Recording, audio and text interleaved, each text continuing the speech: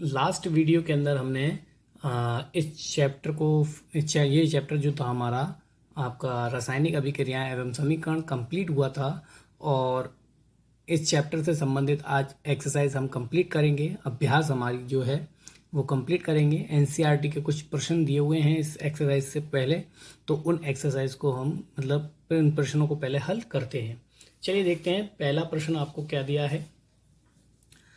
पहला प्रश्न आपको दिया गया है, देखिए यहाँ पर संकेत प्रश्न 1 से 3 तक काले छपे विकल्प सही हैं। जो आपके ब्लैक कलर से छपे हुए हैं, ए देखिए पहले का दिया हुआ है ए एवं बी, तो ये सही है।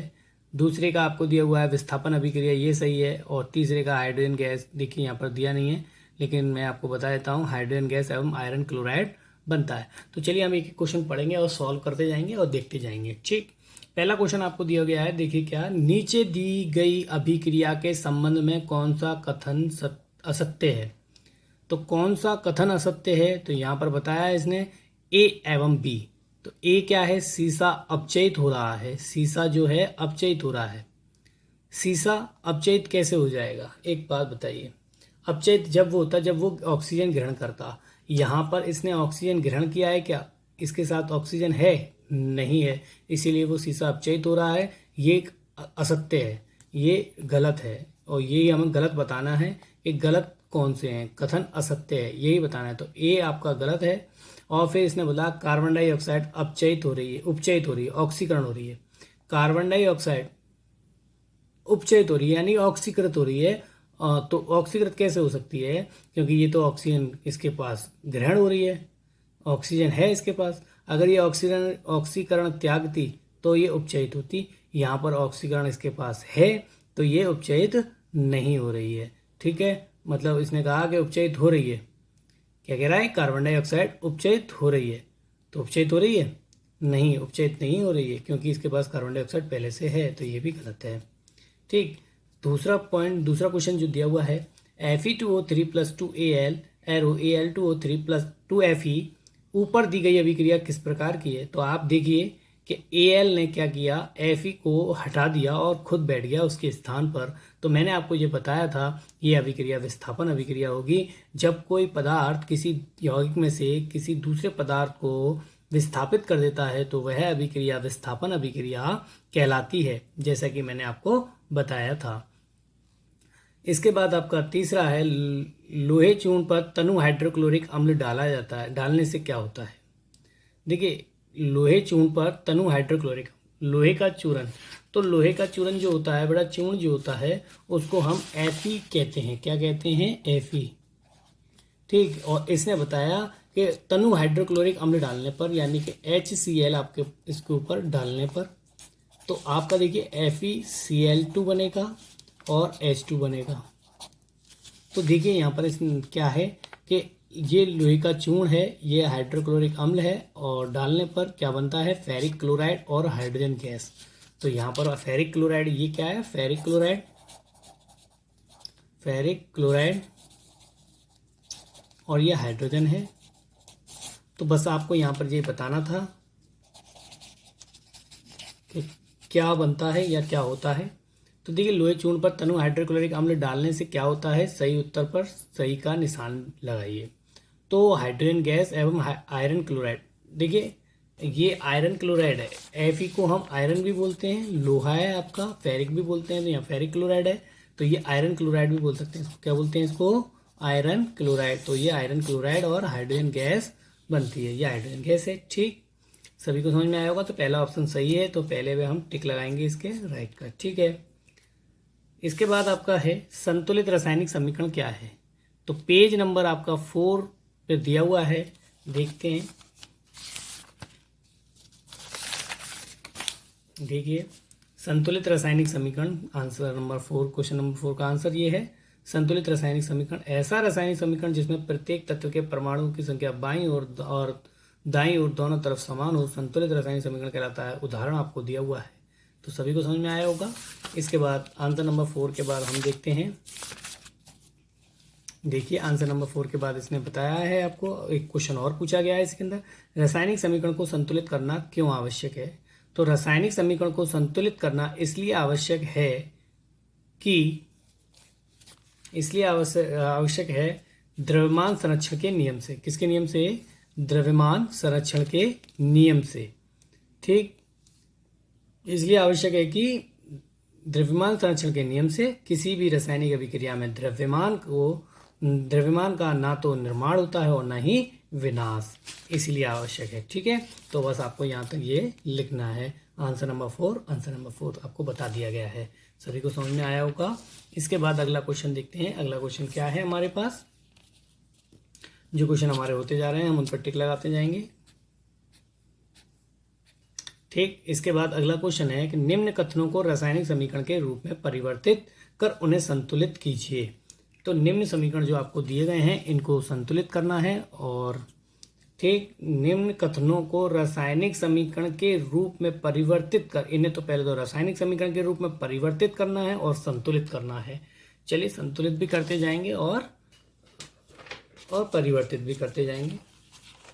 तो परिवर्तित करना है। पहला आपको दिया गया है कि नाइट्रोजन हाइड्रोजन गैस से सहयोग करके, नाइट्रोजन और हाइड्रोजन गैस दोनों आपस में सहयोग करेंगी।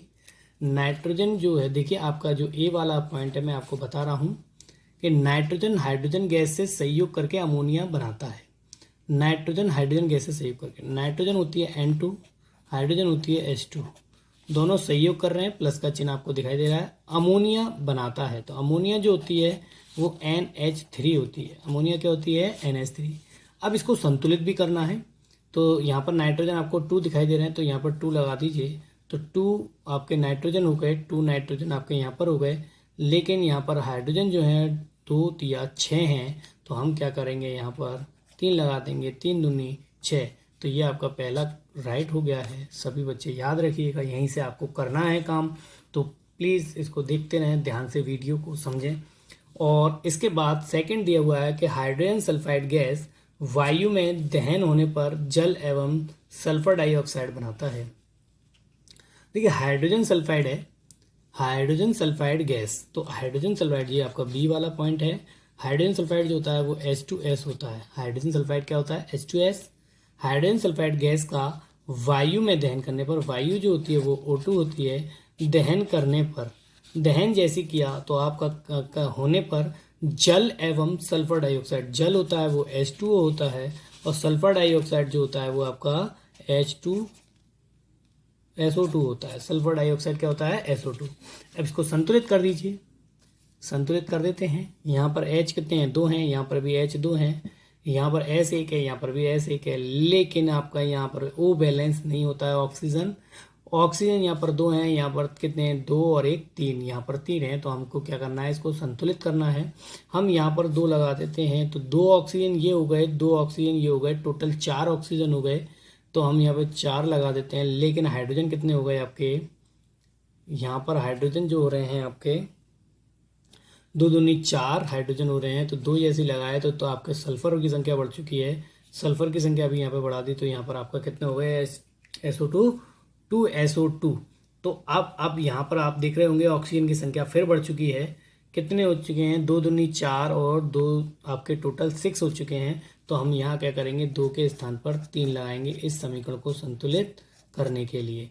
तो आपका दिख रहा होगा कि 3O2 यानी कि 3 दूनी 6, 2 ये रहे ऑक्सीजन और 2 दूनी 4, तो 4 आप ऑक्सीजन ये रहे आपके, टोटल 6 हो गए इधर भी। और आपके हाइड्रोजन 2 दूनी 4, 2 दूनी 4 है हाइड्रोजन, 2 सल्फर हैं, 2 सल्फर परमाणु हैं। तो ये संतुलित आपका रासायनिक समीकरण सेकंड हो गया। तीसरा जो समीकरण दिया हुआ है इसने एल्यूमिनियम सल्फेट के साथ अभिक्रिया कर, तीसरा है एल्यूमिनियम सल्फेट। यहाँ आपको दिखाते जाएंगे, थोड़ा सा 1 मिनट। तो तीसरा पॉइंट जो आपका था वो हम देख रहे थे, क्या है कि एल्यूमिनियम सल्फेट के साथ अभिक्रिया कर बेरियम क्लोराइड, एल्यूमिनियम क्लोराइड एवं बेरियम सल्फेट का अवक्षेप देता है। तो देखिए अवक्षेप जो होता है वो एक लेई जैसा पदार्थ होता है। इसके बारे में हम जरा समझते जाएंगे। यहाँ पर आपको बोल रहा है कि एल्यूमिनियम सल्फेट, तो एल्यूमिनियम सल्फेट जो होता है वो Al2SO4 का होल थ्राइस होता है। Al2SO4 का होल थ्राइस होता है। एल्यूमिनियम सल्फेट के साथ अभिक्रिया कर बेरियम क्लोराइड, तो बेरियम क्लोराइड जो है वो अभिक्रिया करता है। बेरियम क्लोराइड जो होता है BaCl2 होता है, Cl2 होता है और ये दोनों आपस में अभिक्रिया करके एल्यूमिनियम क्लोराइड एवं बेरियम सल्फेट का अवच्छेद देते हैं। एल्यूमिनियम क्लोराइड, तो एल्यूमिनियम क्लोराइड जो होता है वो होता है आपका AlCl3 और ये अभिक्रिया करके आपका, और इसने बताया कि आपका बेरियम सल्फेट देता है तो BaSO4। अब आपको बैलेंस करनी है ये अभिक्रिया। SO4 यहाँ पर 3 है, हम 3 लगा देते हैं, तीनों SO4 आ चुके हैं। ठीक, यहाँ पर 3 Ba हो चुके हैं तो 3 हमने यहाँ लगा दिया है। 3 दूनी 6, 6 Cl हैं, यहाँ पर 3 Cl हैं तो 2 3 6 होते हैं Cl, तो 6 Cl हो गए। 2 Al हैं तो Al 2 हैं। सब चीज़ बैलेंस हो चुकी है आपकी, ये समीकरण संतुलित हो चुका है आपका। ठीक, अगला देखते हैं, अगला समीकरण क्या है। पोटेशियम धातु, यानी कि पोटेशियम धातु जो होती है वो आपकी जो होती है वो K होती है। पोटेशियम धातु क्या होती है? K प्लस, इसने बताया पोटेशियम धातु जल के साथ अभिक्रिया करके जल जो होता है वो आपका H2 होता है, इसके साथ अभिक्रिया करके पोटेशियम हाइड्रोक्साइड, तो पोटेशियम हाइड्रोक्साइड जो होता है वो KOH होता है। ठीक, एवं हाइड्रोजन गैस देती है, क्या देती है? Hydrogen gas H2। ठीक, ये हो गया। अब इसको हमको क्या करना है? संतुलित करना है। तो संतुलित करने के लिए मैंने बताया कि एरो से पहले और एरो के बाद दोनों तरफ परमाणुओं की संख्या बराबर होनी चाहिए। यहाँ पर हाइड्रोजन परमाणु 2 हैं, 2 हाइड्रोजन है, K1 है, K1 है, 1 ऑक्सीजन है, 1 ऑक्सीजन है। हाइड्रोजन यहाँ पर 2 हैं, यहाँ कितने हैं? 1 और 2 3 हैं। तो हमको हाइड्रोजन की संख्या बराबर करनी है। देखिए यहाँ 2 लगाया तो 2 हाइड्रोजन, 2 दूनी 4 हो गए। अब देखिए यहाँ पर भी 2 और यहाँ पर भी 2, तो 2 दूनी आपके 2 ये रहे और 2 ये रहे, टोटल कितने हो गए? 4 हो गए। ऑक्सीजन परमाणु की बात करते हैं, 2 ऑक्सीजन ये हैं, 2 ऑक्सीजन ये हैं। के आपके पोटेशियम तत्व जो पोटेशियम परमाणु जो है वो 1 है, तो हम यहाँ लगाएंगे क्या? 2। तो ये आपका समीकरण संतुलित हो जाएगा। अब बैलेंस करते हैं हाइड्रोजन को, तो 2 दूनी 4 आपके यहाँ पर हैं, तो 2 ये रहे H और 2 ये रहे H, तो समीकरण भी आपका ये संतुलित हो गया। तो आपका ये 4 समीकरण थे, तो चारों समीकरण आपको समझ में आ गए होंगे किस तरीके से हमको संतुलित करने थे और समीकरण के रूप में लिखना था। तो समीकरण के रूप में हमने लिखा और संतुलित भी करा। ठीक, चलिए अगला देखते हैं। अगला क्या है हमारा क्वेश्चन? क्वेश्चन नंबर 5 हो चुके हैं। क्वेश्चन नंबर 6 देखेंगे। निम्न रासायनिक समीकरण को संतुलित कीजिए। चलिए संतुलित करते जाएंगे। समीकरण आपको मालूम है कौन कौन से दिए गए हैं। पहला समीकरण हम यहाँ लिख लेते हैं।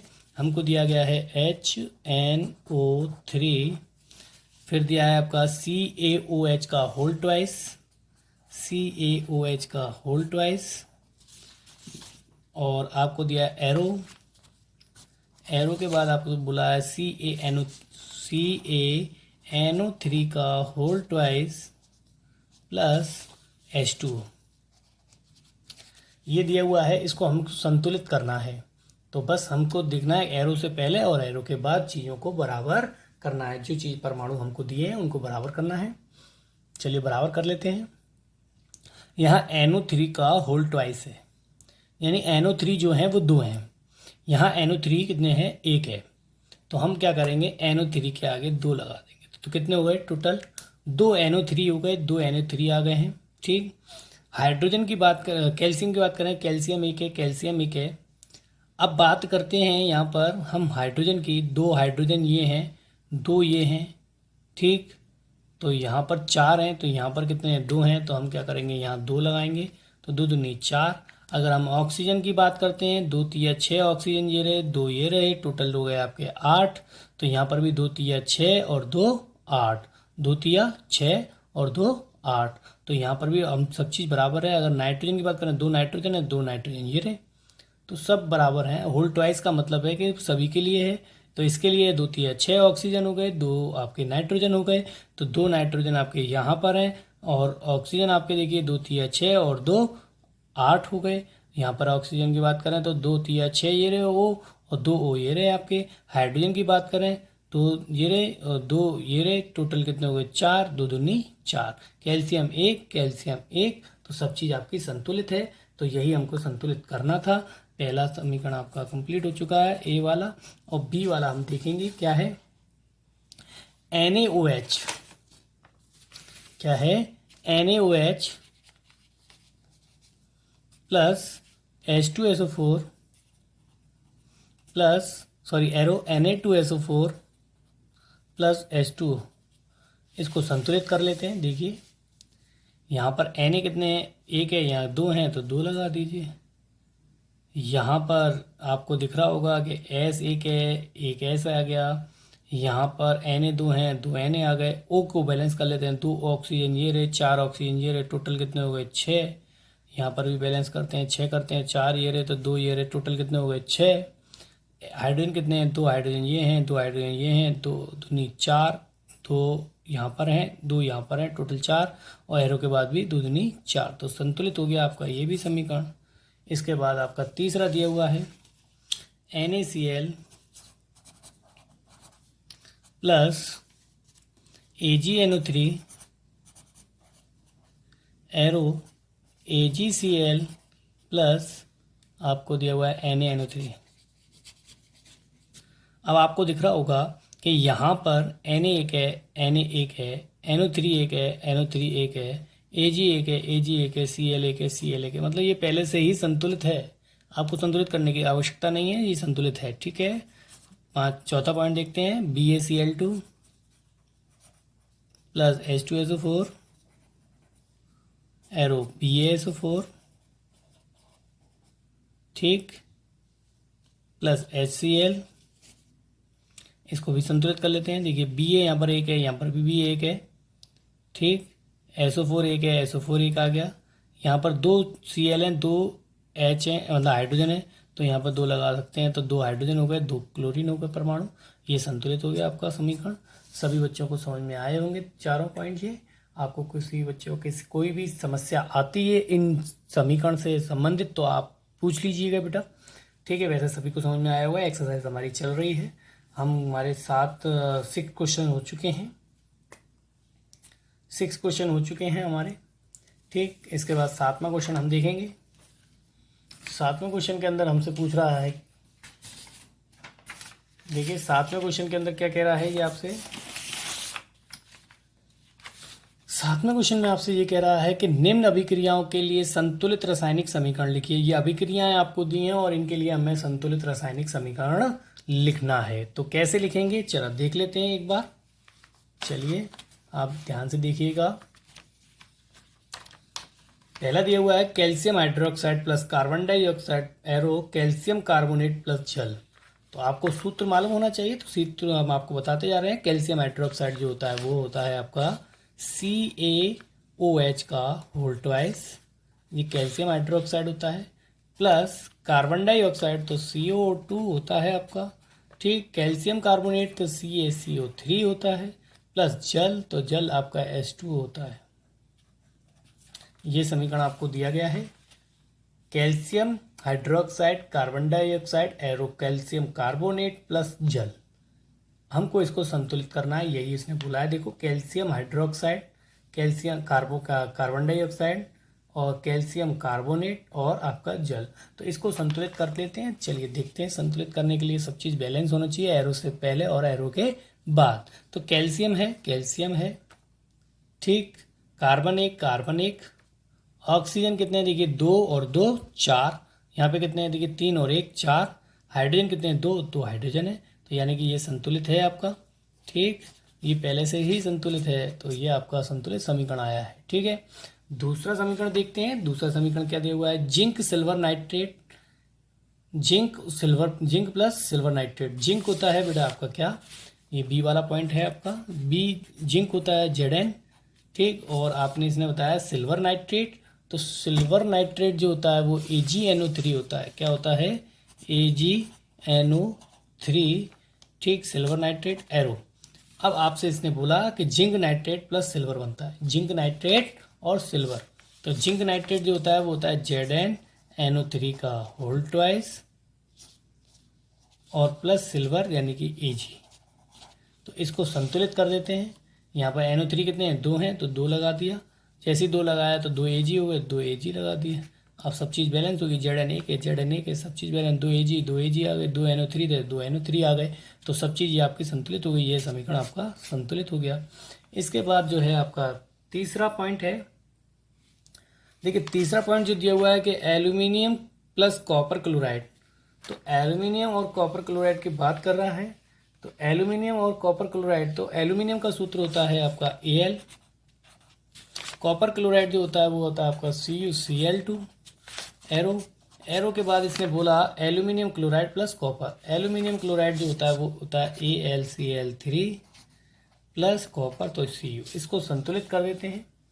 यहाँ पर आप देखिए कि यहाँ जो है आपका एल्यूमिनियम एक है, Cu एक है, Cu एक है, लेकिन Cl आपके देखिए यहाँ पर 2 हैं, यहाँ पर 3 हैं। तो हम क्या करेंगे, ऐसी संख्या से मल्टीप्लाई करिए, ऐसी संख्याओं से मल्टीप्लाई करिए कि दोनों तरफ Cl की संख्या बराबर हो जाए। तो 3 दूनी 6 होता है और 2 तिया 6 होता है।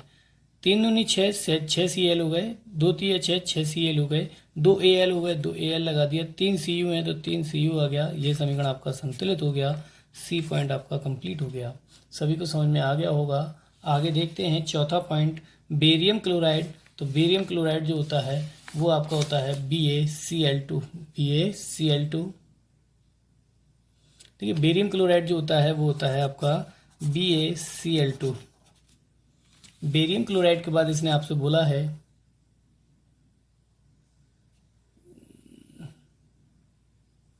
देखिए बेरियम क्लोराइड के बाद आपसे इन्होंने बोला है बेरियम क्लोराइड पोटेशियम सल्फेट। तो बेरियम क्लोराइड के बाद आपका पोटेशियम सल्फेट तो होता है K2SO4 एरो।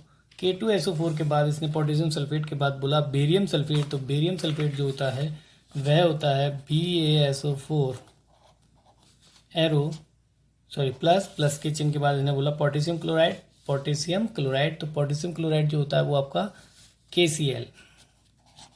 अब आपको यहाँ पर साफ साफ नज़र आ रहा होगा, यहाँ के कितने हैं आपके, पोटेशियम कितने हैं, 2 हैं, तो 2 लगा दिया हमने।